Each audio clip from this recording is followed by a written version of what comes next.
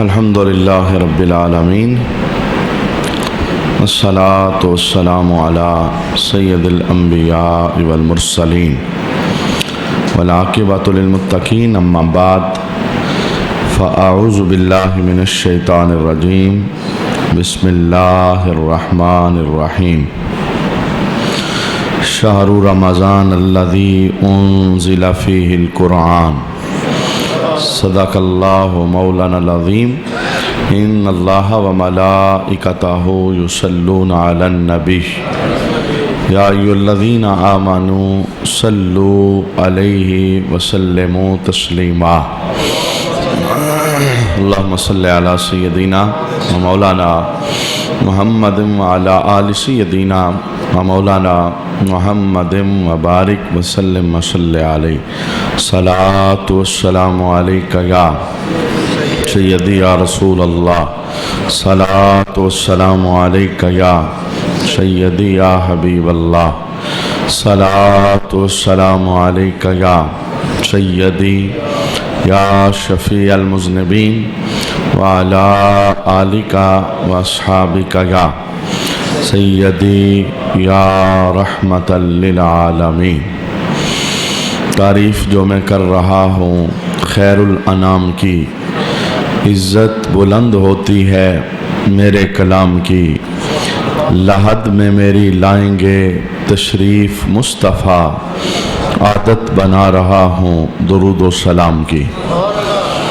بعد از حمد و صلات بہت مبارکباد کے مستحق ہیں حضرت علامہ قاری محمد جاوید اختر صاحب، جنہوں نے ہر سال کی طرح اس سال بھی ہماری اس مسجد میں خوبصورت انداز اور خوبصورت آواز میں محبوب کریم کے سینے پہ اترا ہوا قرآن ہمیں سنایا، اور حضرت علامہ حافظ محمد رئیس صاحب جنہوں نے سماعت کی ڈیوٹی بہت احسن انداز کے اندر سر انجام دی۔ اللہ کریم حفاظ کے علم اور عمل میں اضافہ فرمائے اور قرآن کے ساتھ ان کی وابستگی ہمیشہ ہمیشہ کے لیے پختہ فرمائے۔ اس کے بعد ہر وہ بندہ مبارکباد کا مستحق ہے جس نے رمضان شریف کی راتوں کے اندر نماز تراویح کے اندر ذوق شوق اور لذت مندی کے ساتھ اور اپنی ضرورت سمجھتے ہوئے اللہ کا قرآن سنا۔ حالات میں اتار چڑھاؤ آتا رہا، نشیب و فراز آتا رہا، لیکن تسلسل سے وہ اللہ کا قرآن سننے کے لیے اللہ کے گھر کے اندر حاضر ہوتے رہے۔ آج وہ سب کے سب مبارکباد کے مستحق ہیں۔ یہ مبارک صرف میں نہیں دے رہا بلکہ آج آسمان بالا کے فرشتے بھی آپ کے نام مبارکباد پیش کر رہے ہیں، چونکہ آج کا اجتماع اس کی اغراض و مقاصد عظمت قرآن ہے اور قرآن پاک کو سلامی پیش کرنا ہے۔ قرب و جوار سے جتنے لوگ اس مقدس رات کے اندر ان سب لوگوں کی حوصلہ افزائی کے لیے تشریف فرما ہوئے جنہوں نے قرآن پاک یہاں مکمل سنا ہے، اللہ کریم قرآن کے صدقے میں ہر ایک کو دارین کی رحمتیں عطا فرمائے۔ یقین جانیے قرآن کا ساتھ بڑا نورانی ساتھ ہے اور قرآن سے دوستی بڑی نورانی دوستی ہے، چونکہ قرآن کا رمضان کے ساتھ بڑا گہرا تعلق ہے۔ ایک مقام پر اللہ کریم ارشاد فرماتا ہے شہر رمضان الذی انزل فیہ القرآن، یہ وہ رمضان مہینہ ہے جس میں ہم نے قرآن نازل کیا۔ پورے قرآن کے اندر 12 مہینوں میں سے صرف رمضان کا ذکر ہے، ربیع الاول کا قرآن میں ذکر نہیں ہے، رجب کا قرآن میں ذکر نہیں ہے، शाबान का कुरान में नाम लेकर जिक्र नहीं है, सिर्फ और सिर्फ रब्बे कायनात ने पूरे कुरान के अंदर रमज़ान का नाम लेकर जिक्र किया। और जिस महीने का अल्लाह नाम लेकर जिक्र करे, आप समझ सकते हैं कि उस महीने की अल्लाह के दरबार में वैल्यू क्या है। हमें चूँकि इस बात का दराक और एहसास नहीं है, जिन्हें एहसास था उन्होंने बड़े बड़े जुमले बोले हैं। हजूर मौला कायनात हज़रत अली उल मुर्तज़ा रज़ी अल्लाह ताला अन्हो आप दो जुमले अक्सर बोला करते थे। पहला जुमला आप ये फरमाते थे, अगर रसूलुल्लाह की उम्मत को ये पता चल जाए ना कि रमज़ान में क्या है, तो ये तमन्ना करें कि सारा साल रमज़ान ही रहे। यानी इन्हें पता ही नहीं है, यानी फिर हम गाफिल हैं, हम कमा हक को जानते ही नहीं कि रमज़ान में क्या है और रमज़ान कितनी अज़मतों वाला है। और दूसरा जुमला हज़रत अली ये बोला करते थे, और ये अल्लाह की रहमत पर आपकी कामिल उम्मीद थी, और हर मुसलमान को ये उम्मीद होनी भी चाहिए। वो जुमला क्या था? आप ये बोला करते थे कि अगर अल्लाह ने उम्मत मुहम्मदिया को दोज़ख में जलाना होता तो अल्लाह उन्हें कभी भी रमज़ान ना देता। गोया रमज़ान ये दोज़ख से निजात का ज़रिया है, गोया रमज़ान ये बख्शिश का ज़रिया है, गोया रमज़ान ये अल्लाह को मनाने का ज़रिया है। तो इसकी कुरान के साथ बड़ी गहरी वाबस्तगी है, चूँकि कुरान इस महीने के अंदर नाजिल हुआ। वैसे तो कुरान के नज़ूल का जो ज़माना है वो 23 साल का ज़माना है, लेकिन एकदम अल्लाह रब्बुल आलमीन ने लोहे महफूज से कुरान को आसमाने बाला पर वो भेज दिया। किस महीने में? रमज़ान के महीने में। फिर वहाँ से आसमाने दुनिया से फिर जिब्राइल ज़रूरत के मुताबिक थोड़ा थोड़ा करके कुरान लाते रहे। और अगर दूसरे मकाम पर हम देखें तो रब्बे कायनात ने इस महीने की फजीलत बयान करते हुए ये जुमला भी इरशाद फरमाया, इन्ना अंज़लनाहु फी लैलतिल क़द्र, बेशक हमने इस कुरान को कदर वाली रात में नाजिल किया है। आज ये जो मुसलमानों का जम्मे गफ़ीर है और इज्तिमा है, और इस वक्त मुसलमान घरों में नहीं है बल्कि मसाजिद का रुख उन्होंने किया हुआ है और अल्लाह के घर में बैठे हैं। क्यों? लैलतुल क़द्र की तलाश के अंदर, और उस अजीम रात की तलाश के अंदर जिस रात का सवाब 1000 महीनों से ज़्यादा बेहतर है, और खुशबख्त लोग उस रात को पा लेते हैं। मैं दो जुमले बोलना चाहता हूँ। बात कुरान की है। कुरान रमज़ान में आए तो रमज़ान 12 महीनों में से सबसे ऊंचा हो जाता है। कुरान अगर लैलतुल क़द्र में आए तो ये एक रात साल की सारी रातों में से फजीलत वाली हो जाती है। गोया एजाज कुरान का है, गोया निस्बत कुरान की है। कुरान अगर रात में आए रात ऊंची है, और कुरान अगर महीने में आए तो महीना ऊंचा है, और कुरान जिस मुसलमान के सीने में आ जाए वो सीना भी सबसे ऊंचा हो जाता है। उसकी वैल्यू बंदों के यहाँ हो सकता है इतनी ना हो, लेकिन अल्लाह के दरबार में उसकी बड़ी वैल्यू है। बड़े प्रोटोकॉल हैं उसके लिए, और बड़ी इज्जतें हैं उसके लिए, और बड़ी रहमतें हैं उसके लिए। मैं आज की इस नशिस्त के अंदर जो सबसे पहली हदीस पढ़ना चाहता हूँ वो इस उन्वान पर है कि हम सब कुरान के साथ जुड़ जाएं। ये एजाज़ मैं ले सकता हूँ, हजरत ले सकते हैं, हजरत ले सकते हैं, हर बंदा महफिल के अंदर बैठा हुआ ये एजाज़ ले सकता है। एक आद करना होगा और एक वादा करना होगा। वादा और आद क्या है कि ए रब के कुरान, सारी जिंदगी तुझे रहनुमा बनाकर हम बसर करेंगे। हमारे फैसले तू करेगा, हमारी खलवतों में तू आएगा, हमारी जलवतों में तू आएगा, हमारी जिंदगी के हर मामले में तू हमारी रहनुमाई करेगा।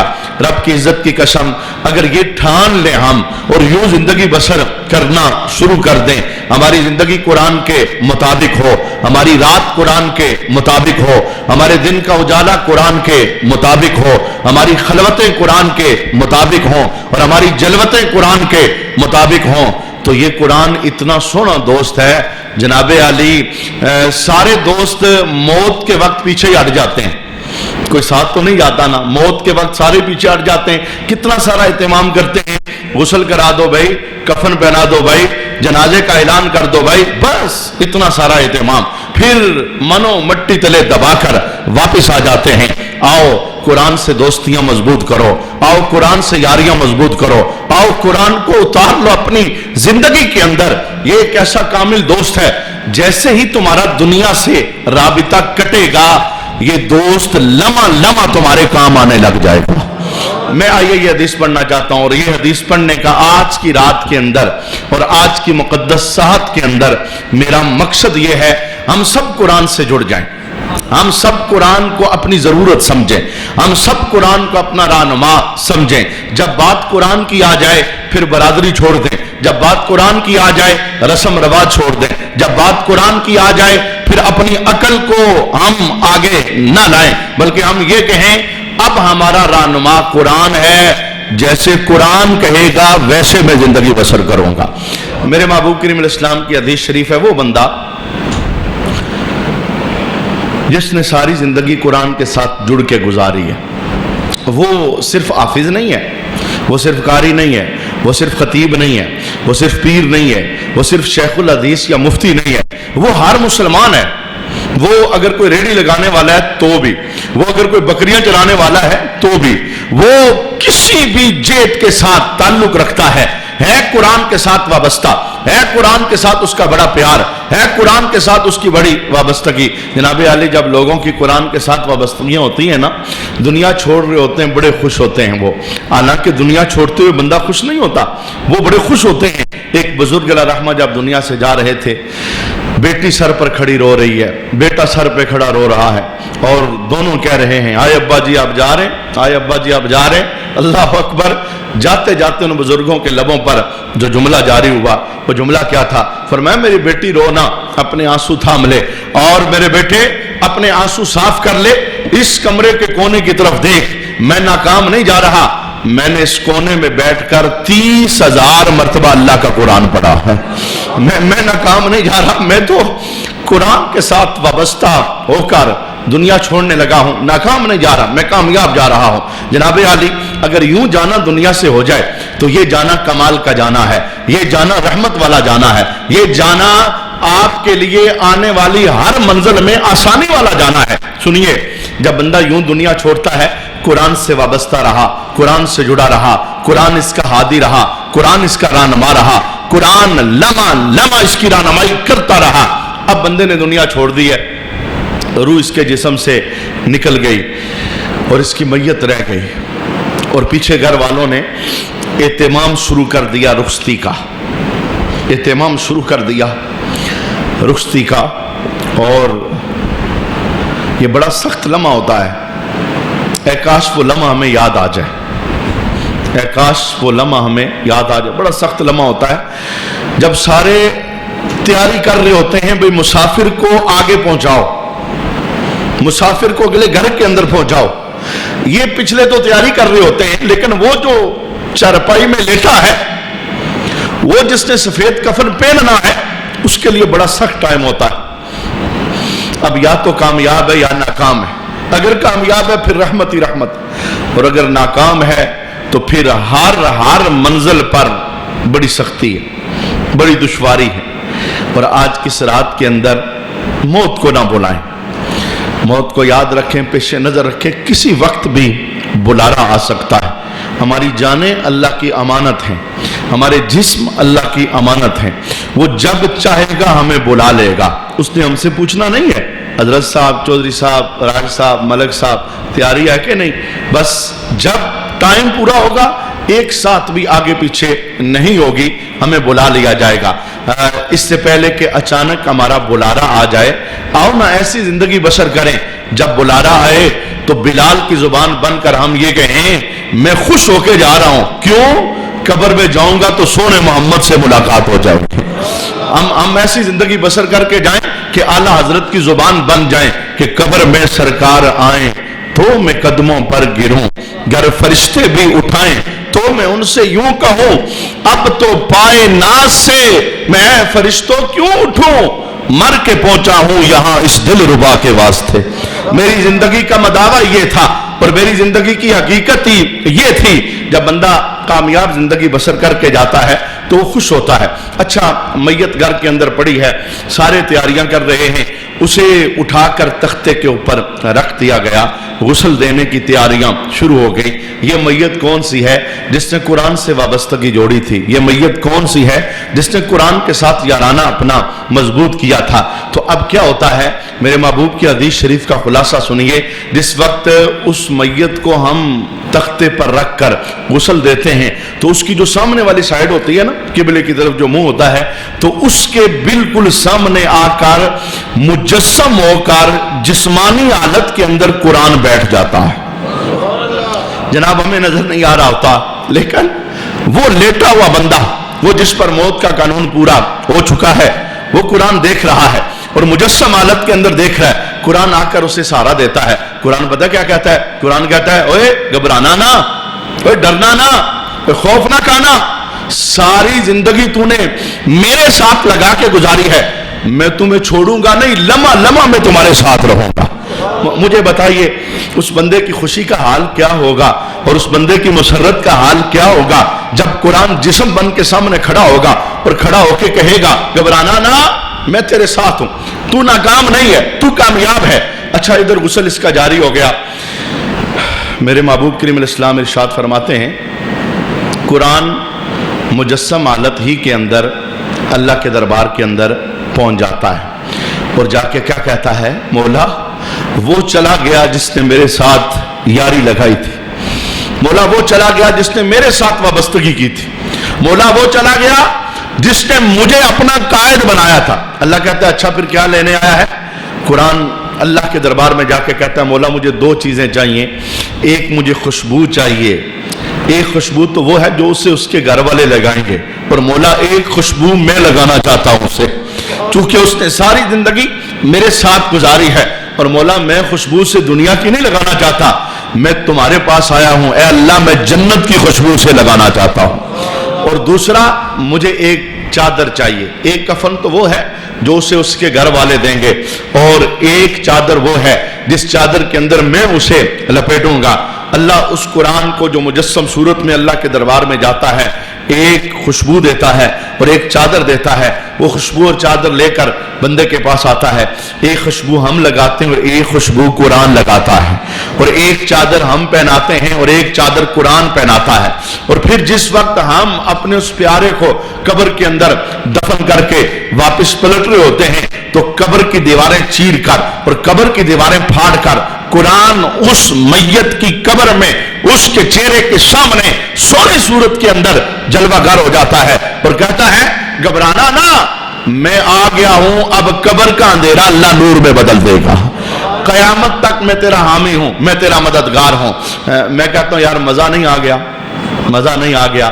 میرے بھائیوں، قرآن فقط رمضان کے لیے نہیں ہے، قرآن فقط رمضان کے لیے نہیں ہے، یہ تو میری اور آپ کی زندگی کا عنوان ہے، یہ ہماری زندگی کا سلیبس ہے، یہ ہمارے ہر روز کا سلیبس ہے۔ قرآن کے ساتھ یوں وابستہ ہو جائیے، یوں جڑ جائیے کہ جب آخری لمحے ہوں تو قرآن یوں ہماری مدد کے لیے آ جائے۔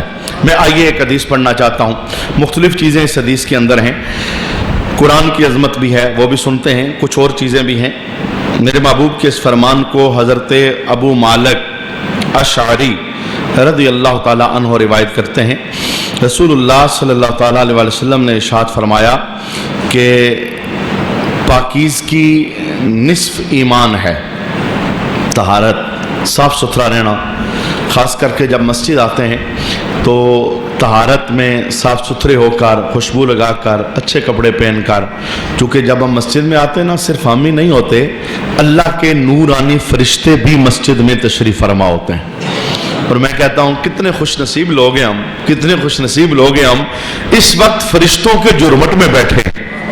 یہ ایک فرشتہ نہیں ہے، کتنے فرشتے ہیں آج سلامیاں دینے کے لیے وہ زمین کے اوپر حاضر ہیں، مختلف مساجد کے اندر، مختلف اجتماعوں کے اندر، تو ہم بھی اس وقت فرشتوں کے اجتماع کے اندر اور ان کے قرب کے اندر بیٹھے ہوئے ہیں۔ تو صاف ستھرا بن کر اور صاف ستھرا ہو کر اللہ کے گھر کے اندر آنا چاہیے، اپنا یہ معمول بنانا چاہیے۔ بے شمار ہمارے دوست اور بھائی مختلف کام کاج کرتے ہیں تو نماز کے دوران اسی حالت میں وہ جو گندے کپڑے لگے ہوتے ہیں وہ آ جاتے ہیں مسجد کے اندر نماز پڑھنے کے لیے، تو یہ اچھا نہیں ہے، یہ اللہ کے دربار کے لائق نہیں ہے، شایان شان نہیں ہے۔ سونے سے کپڑے لگا کر خوبصورت صاف ستھرے ہو کر اللہ کے دربار میں آئیں، اس لیے کہ آپ اس مالک کے دربار میں حاضر ہو رہے ہیں جو بادشاہوں کا بادشاہ ہے، جو مالکوں کا مالک ہے۔ تو رسول اللہ نے تعلیم ارشاد فرمائی کہ صفائی نصف ایمان ہے۔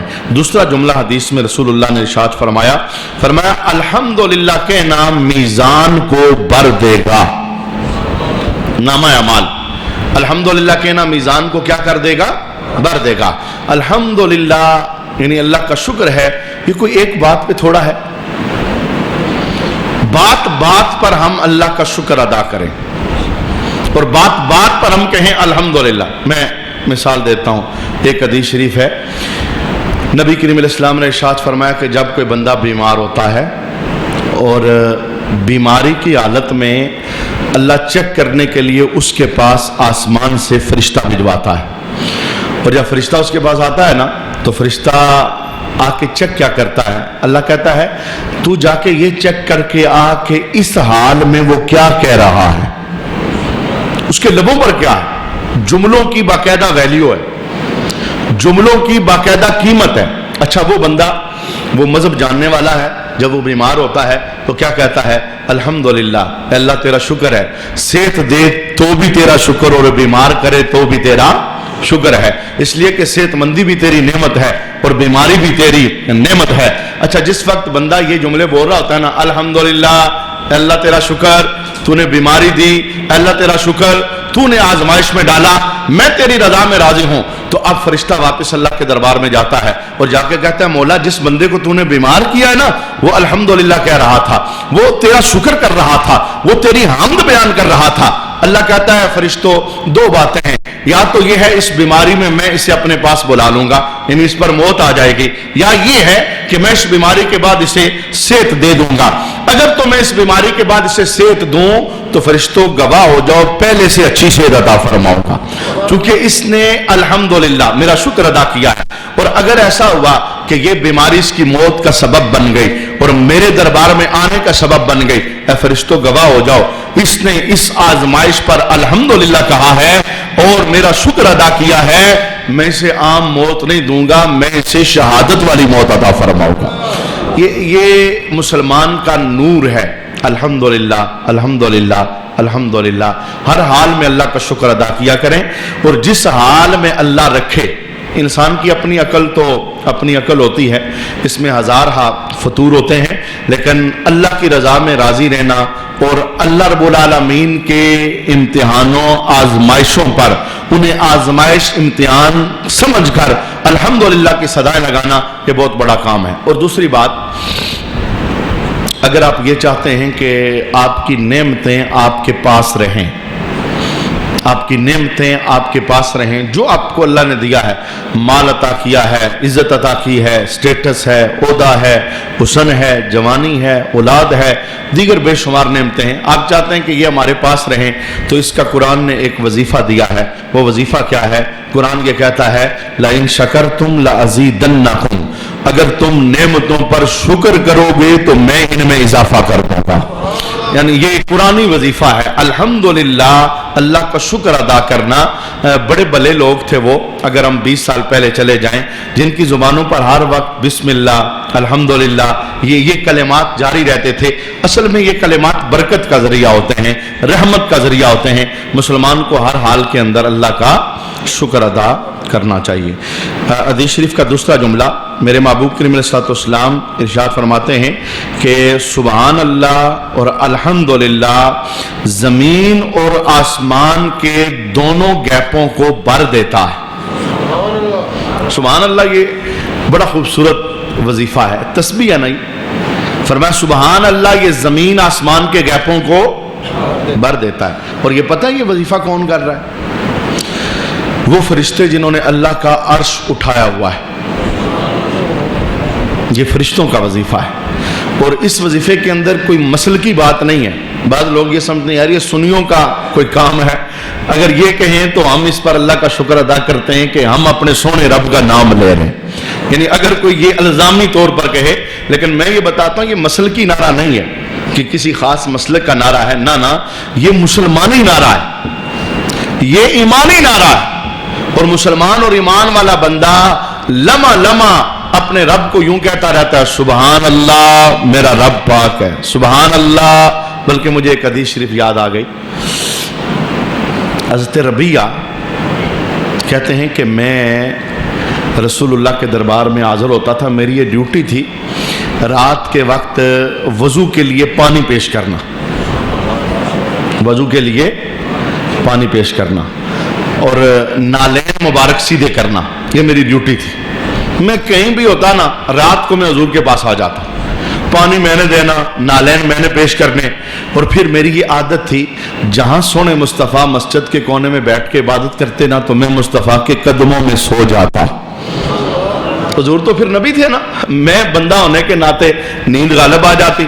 سرکار عبادت کرتے رہتے، اللہ کا نام لیتے رہتے اور میں قدموں میں سویا رہتا. آج حضرت ربیہ کہتے ہیں کہ میں نے رسول اللہ صلی اللہ علیہ وسلم کو پانی پیش کیا، نالین پیش کیے. آدھی رات کا ٹائم گزر گیا، مست نبی کا سونا ماحول ہے اور اللہ کے حبیب کی لبوں پر ایک نعرہ ہے. آج ذکر حضور نے کون سا منتخب کیا ہے؟ حضور یوں کہتے ہیں بڑے لے کے اندر، بڑے لہجے کے اندر سبحان اللہ سبحان اللہ سبحان ربی. اللہ پاک ہے، اللہ پاک ہے، اللہ میرا رب ہے. سبحان اللہ سبحان اللہ سبحان ربی. اللہ پاک ہے، اللہ پاک ہے، اللہ میرا رب ہے. حضرت ربیہ کہتے ہیں کہ حضور نے اتنی بار یہ جملہ بولا، اتنی بار یہ جملہ بولا، کہتے ہیں میں گنتی نہیں کر سکا. اگر ہوتا نا 50-100 بار تو میں گنتی کر لیتا. کہتے ہیں مجھ سے گنتی نہیں ہو سکی. اتنی بار رسول اللہ نے اللہ کا یہ نام لیا ہے. کہتے ہیں پھر وہی ہوا جو میرے ساتھ ہوتا تھا. حضور کہہ رہے تھے سبحان اللہ سبحان اللہ سبحان ربی، میری آنکھ لگ گئی. میں ادھر ہی حضور کے قدموں میں سو گیا. تو کہتے ہیں کہ جب وہ نیند کا جھٹکا پورا ہوا نا، میری آنکھ کھلی تو میں حضور کے قدموں میں تھا. تو پھر میں نے کیا دیکھا، مصطفیٰ پھر بھی پڑھ رہے تھے سبحان اللہ سبحان اللہ سبحان ربی. اللہ پاک ہے، اللہ پاک ہے، اللہ میرا رب ہے. کتنی محبت تھی اللہ کے ساتھ رسول اللہ کو. ہاں راتوں کی تنہائیوں کے اندر اٹھ کر کیسے اللہ کا پیارے انداز میں نام لے رہے. سبحان اللہ سبحان اللہ، اللہ پاک ہے، اللہ پاک ہے، سبحان ربی، اللہ میرا رب ہے. کہتے ہیں کہ جس وقت میری آنکھ کھلی نا تو میرے محبوب کی مجھ پر نگاہ پڑی. آج دریائے رحمت جوش میں تھا چونکہ رب کا نام جو لے رہے تھے. آج رسول اللہ کے لبوں پر یہ جملہ آ گیا. حضور کہنے لگے سل ربیہ، ربیہ مانگ کیا مانگتا ہے. آج مانگ مانگ بھائی، آج دریائے رحمت جوش پہ ہے، سوال کر کیا مانگتا ہے. ربیہ بڑا لائق بندہ تھا. آپ نے پتہ کیا کہا؟ کہنے لگے یا رسول اللہ مجھے ایک رات کی مہلت دے، میں سوچ کے بتاؤں گا. آپ نے تو کہہ دیا نا مانگ، میں فوراً نہیں مانگوں گا، مجھے ایک رات کی مہلت چاہیے.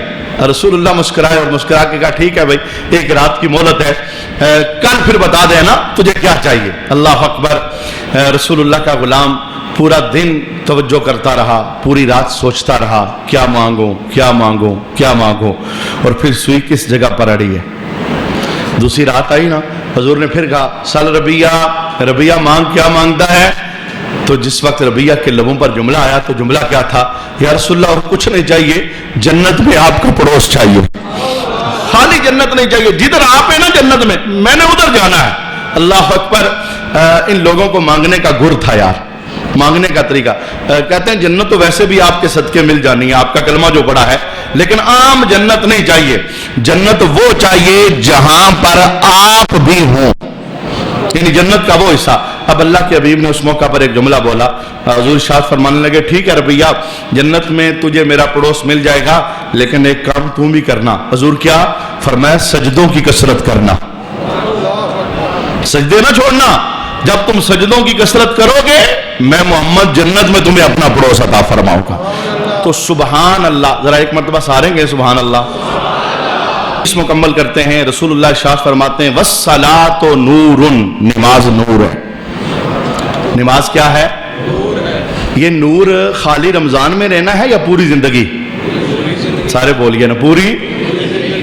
تو بے شمار چہرے مجھے پتا ہے وہ خالی رمضان والے ہیں۔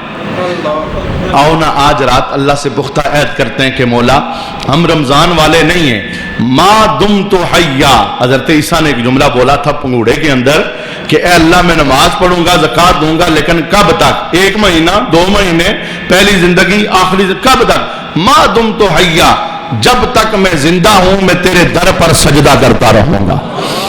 تو نماز نور ہے، تو اس نور کو ہم نے ساری زندگی اکٹھا کرنا ہے۔ بس رمضان شریف کا یہ پیغام ہے، یار تبدیلی لاؤ۔ تبدیلی، اصل تبدیلی یہ ہے، وہ تبدیلی نہیں جس کے جھٹکے اس وقت ہر مسلمان کو لگ رہے ہیں، وہ تبدیلی، اصل تبدیلی یہ ہے کہ رمضان گزرے نا تو رمضان جانے کے بعد ہماری زندگی میں انقلاب پیدا ہو۔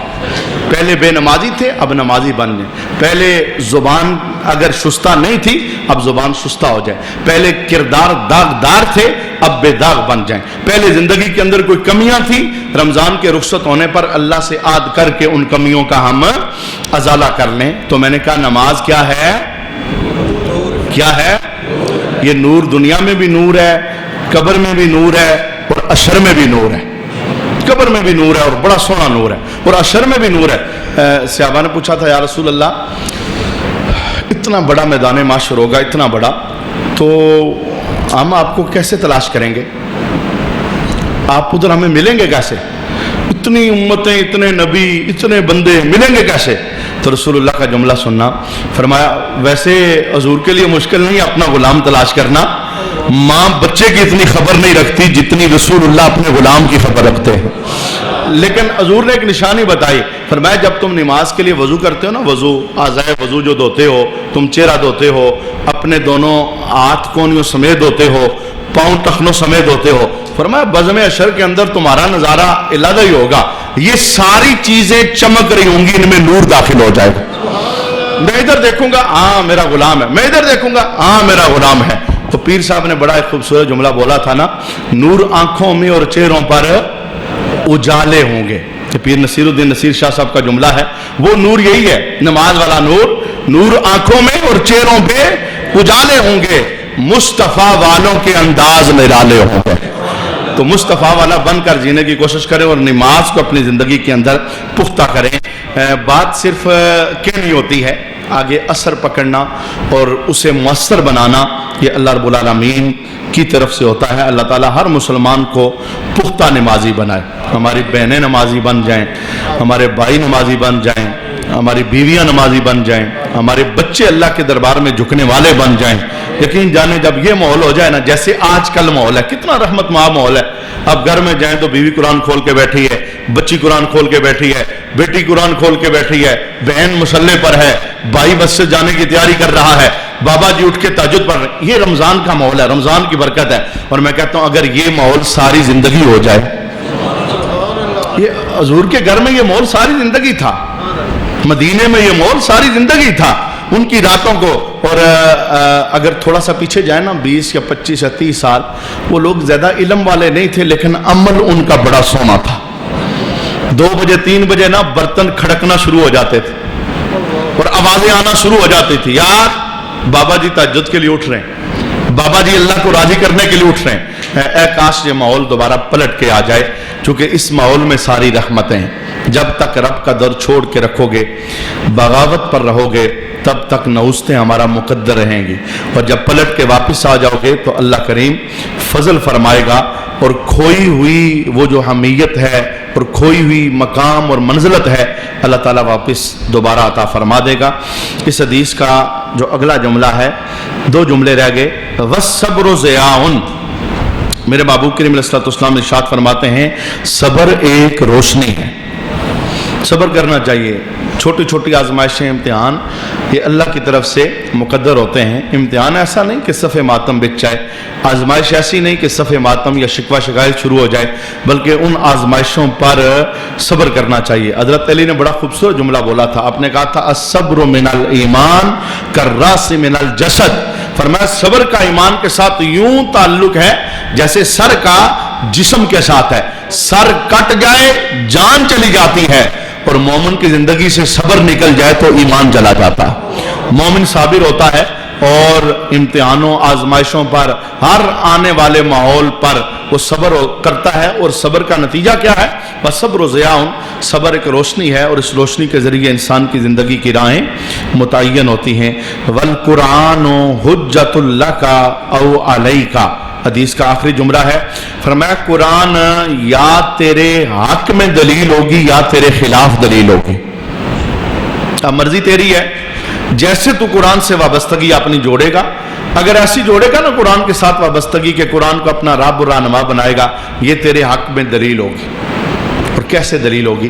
رسول اللہ ارشاد فرماتے ہیں قیامت کے دن رمضان اور قرآن اللہ کے دربار کے اندر شفاعت کریں گے۔ رمضان کیا کہے گا؟ مولا یہ وہ بندہ ہے جس نے دن کے اندر روزہ رکھا، بھوک پیاس برداشت کی، مولا میری شفاعت اس کے حق کے اندر قبول فرما۔ قرآن کیا کہے گا؟ مولا یہ وہ بندہ ہے جس نے رمضان کی راتوں کے اندر کھڑے ہو کر مجھے پڑھا اور سنا ہے، میری شفاعت اس کے حق کے اندر قبول فرما۔ اور دوسرا، جو بندہ قرآن کے مطابق زندگی بسر کرتا ہے، یعنی قرآن پر عمل کرتا ہے، قرآن اس کے حق میں دلیل ہے۔ یہ دلیل کا انداز کیا ہے؟ صرف اس کے لیے نہیں بلکہ اللہ اس خاندان کے 400 بندے، اس خاندان کے 400 بندے جس نے قرآن پر عمل کیا اور قرآن کے مطابق زندگی بسر کی، اس کے لیے قرآن کیسے دلیل بنے گی؟ صرف اس کی شفاعت نہیں بلکہ وہ قرآن پر عمل کرنے والا بندہ اپنے خاندان کے 400 بندوں کی شفاعت کرے گا۔ بہت بڑی سعادت مندی ہے۔ یا قرآن ہمارے خلاف دلیل ہے، اور وہ خلاف دلیل کیسے ہے؟ جب ہم قرآن کو چھوڑ کے رکھیں گے، قرآن کو الماری میں بند رکھیں گے، قرآن کو بچیوں کو رخصت کرنے کے لیے رکھیں گے، قرآن کو بابا کی چارپائی پر رکھ کر انہیں قبرستان پہنچانے کا ذریعہ بنائیں گے، قرآن کے ذریعے قسمیں اٹھائیں گے، قرآن کے ذریعے عدالتوں کے فیصلے کریں گے، قرآن بس اتنا سارا اس کا کام رہ جائے گا، تو پھر قرآن قیامت کے دن ہمارے خلاف بولے گا، کہے گا ربا پوچھ ان سے، میں خالی اس لیے گیا تھا کہ ان کی بیٹیوں کے سروں پر رکھ کر ان کی بیٹیوں کو رخصت کروں، مولا پوچھ ان سے، میں کیا خالی اس لیے گیا تھا کہ ان کے بابا فوت ہو جائیں اور چارپائی پر مجھے رکھ کر یہ قبرستان لے جائیں، اس کا تعویذ بنا کے بچے کے گلے میں ڈالیں، یہ مارکیٹوں کا افتتاح کریں، یہ دکانوں کا افتتاح کریں، یہ قسمیں اٹھائیں اور فیصلے کریں، کیا میں اس لیے گیا تھا؟ پوچھ ان سے۔ تو اب سب کو پتا ہے قرآن کے یہ مقاصد نہیں ہے، قرآن کا سب سے بڑا مقصد ہے میری اور آپ کی زندگی میں انقلاب پیدا کرنا۔ قرآن سے اپنی زندگی کی راہیں متعین کرنے کی کوشش کریں، اور پھر یہ عہد کریں آج کی اس رات کے اندر کہ انشاءاللہ ہم قرآن کو ترجمے سے پڑھنا سیکھیں گے۔ ترجمے، اللہ نے خود کہا نا افلا یتدبرون القرآن، تم قرآن میں تدبر کیوں نہیں کرتے؟ اور اس پر امام محمد غزالی نے یہ جملہ بولا ہے کہ ایک آیت غور و فکر کے ساتھ قرآن کی پڑھنا بغیر غور و فکر کے پورا قرآن پڑھنے سے اللہ بندے کو زیادہ ثواب عطا فرماتا۔ تو 2 آیتیں روز پڑھیں، 3 آیتیں پڑھیں، لیکن ترجمے کے ساتھ پڑھیں۔ جب ترجمے سے پڑھیں گے قرآن کی سمجھ آئے گی اور آپ کو پتہ چلے گا کہ اللہ تعالی ہمیں کیا کہہ رہا ہے۔ اللہ کے دربار کے اندر ہم دعا کرتے ہیں اللہ کریم ہمارے اس بزم کو اپنی جناب کے اندر شرف قبولیت عطا فرمائے، اور جن جن لوگوں نے ہماری اس بزم کے لیے تعاون کیا ہے، ختم قرآن کی بزم کے لیے، خصوصاً آل محلہ، انہوں نے جس طرح کا بھی تعاون کیا ہے اللہ تعالیٰ جانتا ہے، اللہ سب کو دارین کی رحمت عطا فرمائے۔ جو لوگ ہماری اس محفل کو خوبصورت بنانے کے لیے یہاں پر تشریف فرما ہوئے قرب و جوار سے، اللہ کریم سب کو دارین کی رحمت عطا فرمائے۔